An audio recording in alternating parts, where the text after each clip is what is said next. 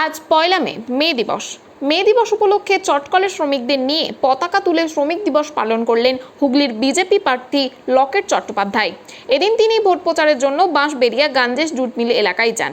তিনি এদিন বিজেপি শ্রমিক সংগঠন চটকলের মজদুর ইউনিয়ন ভবনে কর্মীদের ও ট্রেড ইউনিয়নের নেতাদের নিয়ে একটি বৈঠক করেন। এই বৈঠকে বর্তমান মিলের পরিস্থিতি ও মিলের বিভিন্ন সমস্যা নিয়ে আলোচনা করেন এবং তিনি জানান আগামী দিনে মোদী সরকার চটকলের শ্রমিকদের জন্য অনেক কিছু ভেবে রেখেছেন। এই বলে শ্রমিকদের আশ্বাস দেন শ্রমিকদের ভবিষ্যতে আরও কাজ পাবেন এবং তারা আরও ভালোভাবে থাকবেন বলে বার্তাও দেন। তিনি আরও বলেন যে মে দিবসে তিনি মাতৃশক্তির সাথে দেখা করতে এসেছিলেন। তৃণমূল চটকলের মালিকদের সাথে মিলে শ্রমিকদের কাজের দিন ও সময় কমিয়ে দিচ্ছে।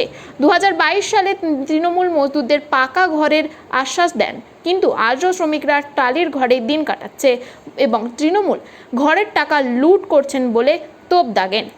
এই বিষয়ে আরও কি জানালেন তিনি, ওনার কাছ থেকে শুনবো বিস্তারিত। 24 আওয়ার্স আরামবাগের রিপোর্ট। এই বাংলায় বিভিন্নভাবে শ্রমিকদেরকে হ্যারাস করা হয় বিভিন্নভাবে।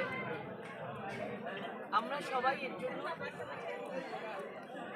অন্যায়ের আওয়াজ তুলব এবং আমরা আগামী দিন ভারতীয় জনতা পার্টি আমাদের সকলের সাথে আছে এবং নরেন্দ্র মোদীজি নিজে যথেষ্ট শ্রমিকদের জন্য যথেষ্ট রেসপেক্ট, সম্মান, অধিকারের সুযোগ করে দিয়েছে এবং আগামী দিন ওনার কাছে প্রায়োরিটি আছে কৃষক এবং শ্রমিক এবং মহিলা এবং যুব এবং গরিব। এই 20 दिन हो जाए, उसके बाद हम लोग सब एक साथ करते हैं। छोटा छोटा प्रॉब्लम हो रहा है तो बेसिस में ठीक से हो रहा है।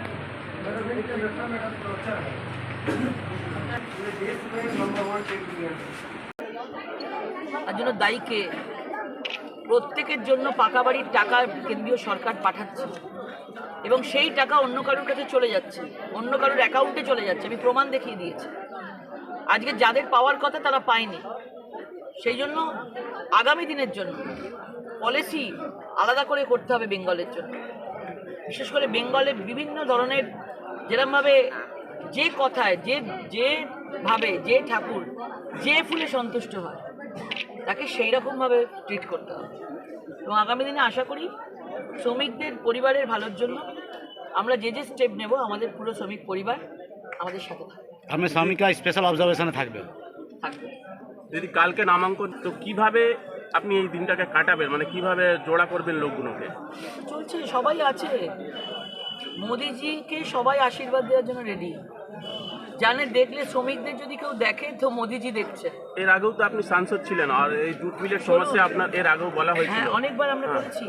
সেখানেই বারবার আটকে গেছি। এই সরকারের, তৃণমূল সরকারের বিভিন্নভাবে কালো চুক্তি তৈরি করা ওনারদের সাথে কালো চুক্তি করে শ্রমিকদেরকে বঞ্চিত করছে। শ্রমিকদেরকে বিভিন্নভাবে তাদেরকে কাজের দিন কমিয়ে দেওয়া হচ্ছে, তাদেরকে অন্যদিকে পাঠিয়ে দেওয়া হচ্ছে।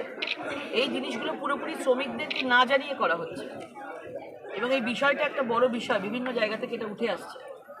তো আমরা ঠিক করেছি আমরা আগামী দিন কিভাবে কাজ বের করে নেওয়া যায়, কিভাবে তাদেরকে ঠিক করা যায়, নতুন করে পলিসি ঠিক করে আমরা কাজ করব।